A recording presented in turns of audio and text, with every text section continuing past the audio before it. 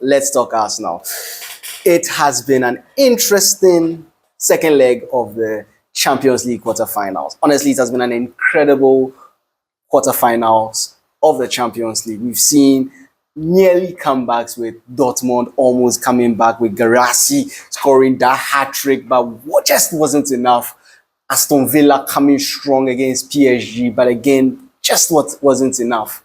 But the game which everybody was looking at, thinking that there was going to be a huge comeback. In fact, that's been in the media for a very long time. After Arsenal defeated Real Madrid in the first leg last week, everybody was talking about Ramandota, as in there's going to be a comeback. They've done it before against City. They've done it before against a number of other teams. So everybody was confident that it was going to happen once again in terms of their game against Arsenal, in which they were down by 3-0. As an Arsenal fan, I have to admit, I was also a bit worried because of the legacy and strength of Madrid. But when you sit down and look at things for what they are, then you start to realize that why were we so terrified?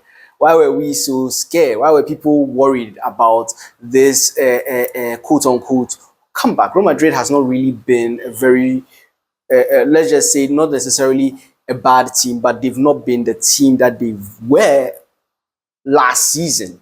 They weren't that team. Vinny has sort of calmed down a bit in terms of his output.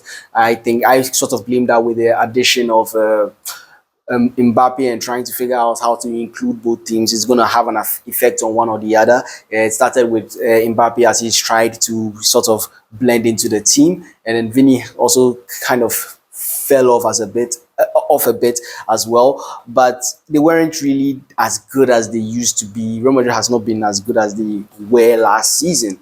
That could also be because they've lost a number of players, Nacho, Toni Kroos as well. So there were a lot of gaps in Real Madrid before the season was supposed to start. But those things weren't really looked at, or they weren't really covered in the summer and winter transfer window.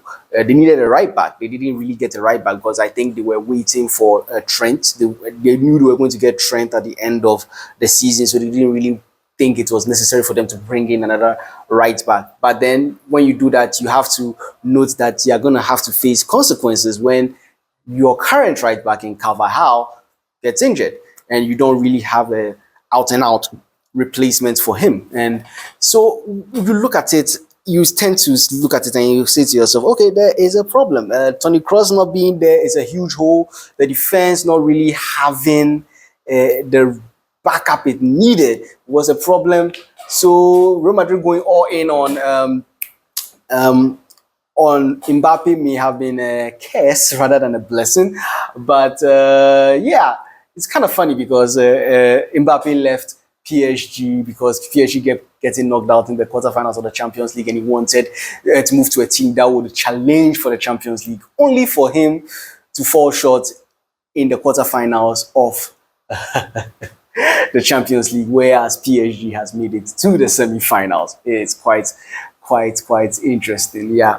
But yeah, let's looking at the game. Yeah, the whole noise and whole business of there was going to be a comeback. When you look at it, like I said,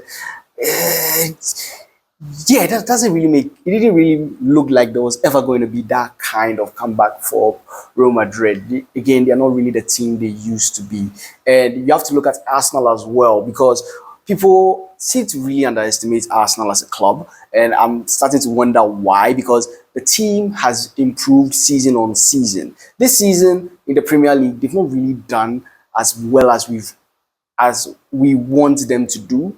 They aren't, because Manchester City sort of fell off. Everybody was expecting them to be basically the ones to take over and sort of challenge the league and all that. But you have to admit that there's been a lot of bad calls against Arsenal, injury problems against Arsenal. Injury problems have also hampered Arsenal. But again, they also fell into the trap of not reinforcing when they needed to, because they wanted a particular player. They weren't going to be able to get the player they wanted, which all in all makes sense, but again, it just doesn't help you in the long run. It basically says you are giving up on the season and you are waiting for next season, which has sort of been sort of like the always next season is a sort of calling card. It's not a good thing. So yeah, Arsenal didn't really have a number 9, but you have to admit, Merino has been doing quite well at up front. Scoring that third goal against Real Madrid is nothing to scoff at. So when the game started, everybody was expecting that comeback, but it didn't come. In fact, the first people to get a chance was Arsenal with a penalty. Saka wasn't able to beat Courtois. I don't know why people are so like, why did Penenka it? Look, he picked what he thought was suitable. And it wasn't like it was a bad idea. Unfortunately, he came up against one of the best goalkeepers in the world, if not the best goalkeeper in the world currently. So, whatever. He came back, scored the first goal. Unfortunately, a mistake by William Saliba. Was it Saliba? Yes, William Saliba led to Vini getting a goal, which honestly, I feel if that didn't happen, there was no way Real Madrid was going to be able to break down that Arsenal defense. That Arsenal team is one of the world best drilled teams when it comes to their defensive structure, and they are very, very press resistant as well. So it was going to be very, very difficult for Madrid to get anything out of this game. So in fact, it's going to be very, very difficult for any team to get anything out of this game, out of a game against Arsenal, because Arsenal really know how to. Their defensive structure is really, really good. The only problems for Arsenal right now is getting that in transition, which, honestly speaking, they did a very, very good job in their second goal. That was Martinelli. It was very, very good. Well worked. But you have to say that it was sort of because Real Madrid were getting desperate, so they threw everybody into the half of Arsenal, basically risking a defensive collapse, which led to the second goal. Because I don't blame them for getting desperate. The time the clock was ticking, they needed to get 3 more goals.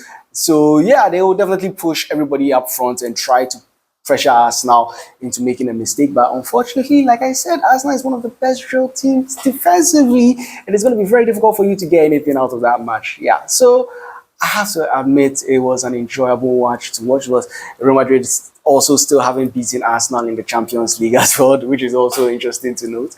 The match was well worth the watch. I have to admit I was quite worried a bit there. But yeah, when that final goal went in, all I wanted to do was just ref blow the whistle. The match is over, blow the whistle. Thankfully, the whistle came and yeah, we got it.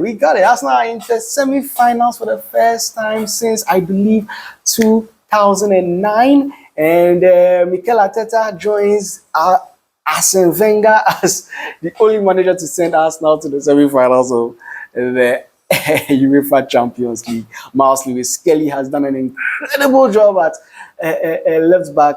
Kivio, who people were worried about, people were saying, just play Ben White in central of defense and drop Kivio. But Kivio has basically made that role his own. He's done an incredible job since coming in. Another player that needs to be mentioned is Thomas Partey. He's done such an incredible job, and he will be missed in the semi-final against PSG. But yeah, the UEFA Champions League quarterfinals were worth the watch. If you missed it, I have to say you missed a whole lot of action, a whole lot of drama, and yeah, it's been great. And it's looking. Honestly speaking, can't wait to see what happens in the semi-finals. We have Arsenal versus PSG, and then we have Barcelona versus Inter. I want to see how this Inter team, with their crazy tactics under Inzaghi, do things. Anybody can score. It is sort of like taking total football into its logical extreme. I'm interested in seeing how they do against Hansi Flick's very good structured attack with Barcelona. He's done a very good job there. It's going to be interesting to see.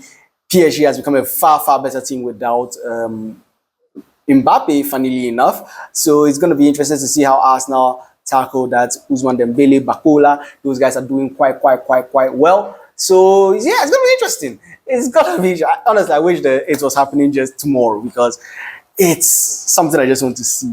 I just want to see these games. I want to see how they go because Inter Milan has been one of the teams I've really liked to watch play. Barca is a team that I have sort of been hounding on their financial troubles and all of that, but they've been able to get a good coach who's able to use La Masia, basically go back to the roots of Barcelona, finding gems.